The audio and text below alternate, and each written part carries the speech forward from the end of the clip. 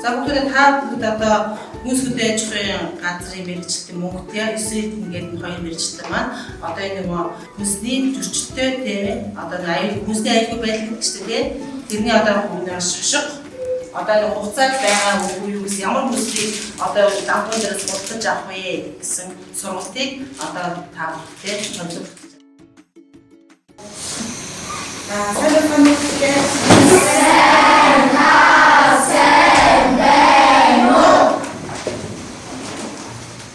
За та бүхэндээ өнөөдөр аймгийн хүнс хөдөөжхийн газрын хүнсний чанар стандартын хяналтын улсын байцаагчдын зүгээс дэлгүүрүүдэд худалдаалж байгаа хаяг шашны зөрчилтэй бүтээгдэхүүнүүдийг танилцуулж байна. За намайг болохоор Мөнхтия гэдэг хүнсний чанар стандартын хяналтын улсын байцаагч. За энэ их чинь хүнсний чанар стандартын хяналтын улсын байцаагч 9 эрдэнэ байцаагч та бүхэнд өнөөдөр энэ одоо хаяг шашны зөрчилтэй бүтээгдэхүүнүүдийг танилцуулна. За манай одоо бүгдээ эдрийг харчаасан бүтээгдэхүүн байна уу?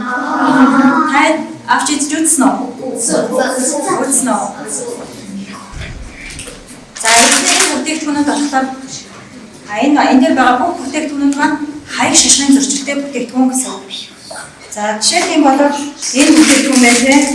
Нэрнээс өөр ямар ч мэдээлэл байхгүй бүтээгдэхүүн байна те. За бүтээгдэхүүн дээр ямар мэдээлэл байх ёстой вэ? Хаяг шашхан дээр нэг бодлоо. За сайн байна. Онц найдвар нь байна те. Үйлдвэрлэсэн он сар өдөр нь байна. За энэ бүтээгдэхүүнийг хаана ямар нөхцөлд хадгалах юм? Өргөх байх юм уу? Лагуун дээр байх юм уу гэдэг мэдээлэл энэ бүтээгдэхүүн дээр байдаг тийм ээ. Тэгэхээр энэ бүтээгдэхүүнээр тэр мэдээлэл нь олж байхгүй бүтээгдэхүүн байна те. Тэр учраас энэ хаяг шашны зөрчилтэй бүтээгдэхүүн. Ямар нэгэн нөгөө хяналтгүй цаашдын мэдээллийн бичиггүй тийм бүтээгдэхүүнүүд ээ гэсэн үг. За манай Монгол улсад Монгол хүнсний бүтээгдэхүүний аюулгүй байдлыг хангах тухай хууль гэж байдаг тийм. За тэр хуулийн дээр импортоор орж ирж байгаа бүтээгдэхүүнүүд маань Орос, Англи, Монгол хэлний аль нэгээр нь бичигдсэн байх хэрэгтэй. Гэтэл тэр болохоор энэ бүтээгдэхүүн болохоор дан гэдэг хятад бичигтэй бүтээгдэхүүн болохоор зөвшөөрөгдөхгүй байх нь байна тийм. Тэгэхээр ийм бүтээгдэхүүнүүдийг авч хэрэгж болохгүй байх нь байна. За та бүтээгдэхүүнүүдийг ингээд дэлгүүрээс ингээд бүтээгдэхүүн худалдаж та хамгийн түрүүнд юу анхаарч байна? Үйлдвэрлэсэн онцлог плюс хугацааг харж байна тийм. За энэ бүтээгдэхүүний найрлага бусад үйлдвэрлэсэн улсын дээр анхаарч үзчихсэн юм. Одоо энийг авч чадаа та юу гэнэ? Одоо шийдвэрлэлийн бүтээгдэхүүн дээр энийг авч үзсэн хүмүүс байгаа юу? Байна тийм. За энэ бүтээгдэхүүн дээр бүтээгдэхүүний нэр нь байна тийм. Хэдийн энэ англиар байгаа ч гэсэндээ бүтээгдэхүүний нэр бүтээгдэхүүний найрлах хоёроос өөр мэдээлэл байхгүй тийм.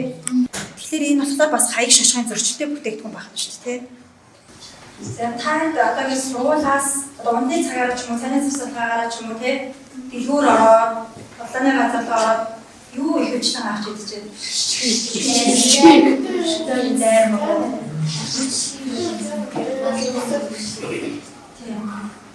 За тэр шигээ маань ямар нөхцөлд хадгалагдаж байна? Ямар орчинд одоо үйлдвэрлэгдсэн байна гэдгийг харж байгаа. Ер нь сонирхож байсан уу?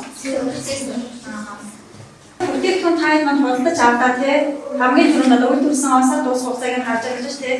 Зарим бүтээгдэхүүн дээр ингээд 1 онцаар байж байдаг шүү дээ. Тэгэхээр та юуг нь харах вэ? 1 онцаар байвал дуус хугацаанд хэмжээ байх нь. Дуус хугацаанд хэмжээ байх нь гэдэг нь бас энэ нөгөө шашин дээр байдаг шүү дээ. 6 сар хадгалах нь тий 6 сар хадгалах нь 12 сар хадгалах нь гэх юм уу тий.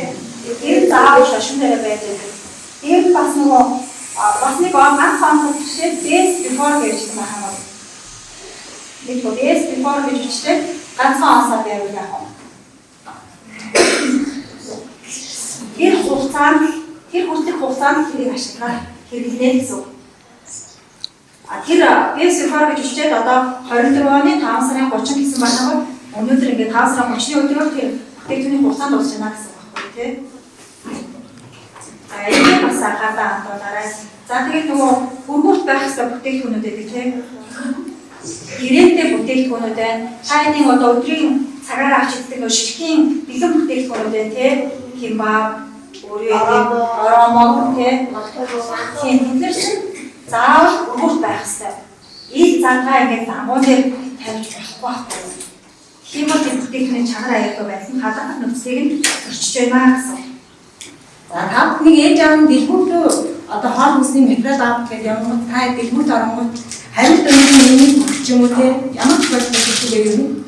Жишээ нь би ингээ 2000 төгрөгтэй байж байгаад 1800-аар нь уух ундаа ч юм уу ингээд контакт авлаа гэж бодоход хариулт нь 200 төгрөг байхгүй нэ гэх нэг хугацаанд туссан урт юм чихнээсээ шууд хоёрыг үгүй гаргасан. Нөгөө хүмүүс нь юу ч тэгээ яваад өгчдөг.